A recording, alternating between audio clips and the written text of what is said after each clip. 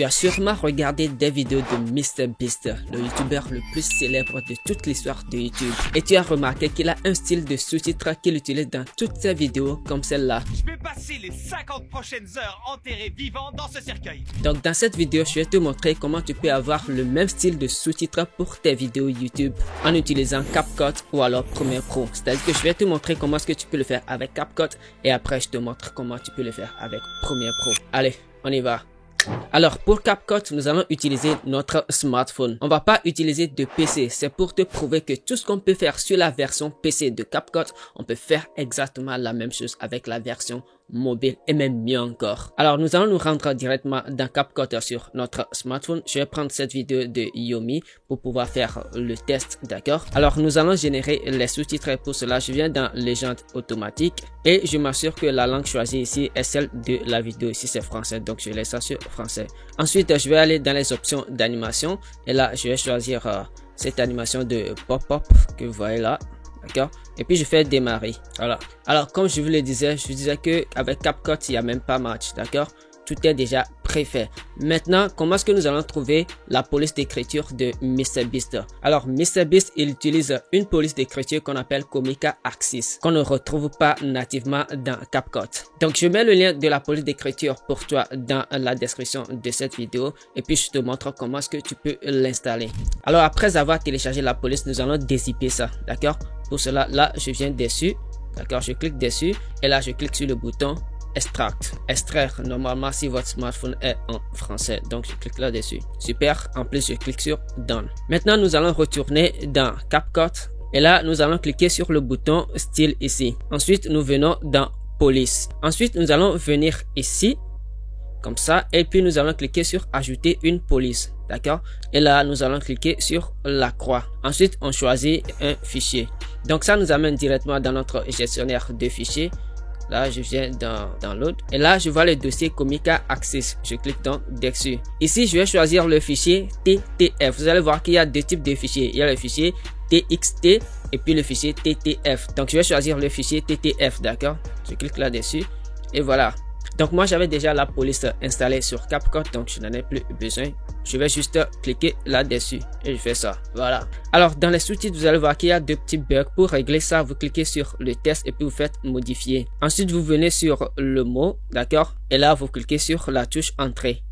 Voilà. Et je valide. Alors, voilà, c'est tout. Si vous voulez, vous pouvez encore apporter plus de modifications sur le test. Comme par exemple, je vais aller dans style et puis je viens dans effet. Puis je vais ajouter cet effet-là. Je prends ça par exemple. On dit un peu. Des années, j'en parle même dans mes formations. Voilà, comme je vous l'ai dit, il n'y a même pas match avec CapCut. Maintenant, avant de te montrer ça sur Premiere Pro, mets-moi donc un gros pouce en l'air et puis abonne-toi. Si c'est OK, on y va. Donc là, je me retrouve dans Premiere Pro. Premièrement, je vais générer les sous-titres. Donc, je clique sur le bouton Création de légende. La durée maximale, je mets ça sur 7. Et ensuite, la durée minimale en secondes, je mets ça sur 1.2.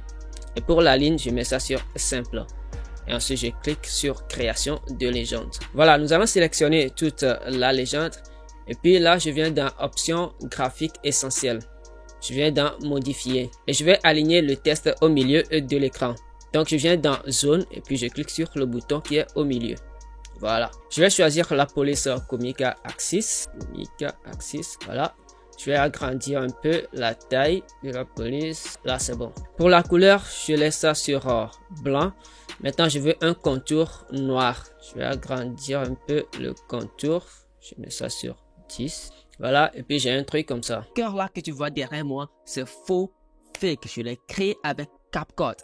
Alors, si vous voulez, vous pouvez un peu plus styliser encore le texte. Comme par exemple, je viens ici. Et là, je vais choisir dégradé linéaire. Je choisis ma première couleur, je prends le rouge, et puis ma deuxième couleur, je prends le jaune. Voilà, ça va donner un truc comme ça. Derrière moi, c'est faux fake. Je l'ai créé avec CapCut. Et le meilleur dans tout ça, c'est que je l'ai fait avec moi. Super, maintenant nous allons passer à l'animation. Mais avant de passer à l'animation, nous allons venir dans la fenêtre graphique et titre. Et là, nous allons cliquer sur mettre à niveau la légende vers le graphique. Et puis nous aurons le test sur une piste. Ok. Alors là, je vais me rendre dans le panneau effet. Là. Ensuite, je vais chercher l'effet transformation. Je prends donc l'effet et puis je le glisse sur le test. Ensuite, je vais me rendre dans le panneau options d'effet. Si vous n'avez pas le panneau options d'effet, vous n'avez qu'à aller dans fenêtre et puis dans le menu déroulant, vous allez trouver options d'effet. Donc là, je descends dans transformation. Voilà. Je vais mettre la tête de lecture au début du test. Je viens au niveau de échelle. Je vais mettre l'échelle à 0 premièrement. D'accord. Ensuite, je vais placer une clé. Maintenant, je vais avancer de 3 ou 4 frames. Je vais utiliser la touche directionnelle de mon clavier. D'accord. Donc, ça fait 1, 2, 3. Et ensuite, je mets l'échelle à 120. D'accord. Ou même 131. Je vais encore avancer de 2 frames. 1, 2. Et je mets l'échelle à 100. Donc, ça va donner un truc comme ça. Maintenant, je vais sélectionner toutes les clés.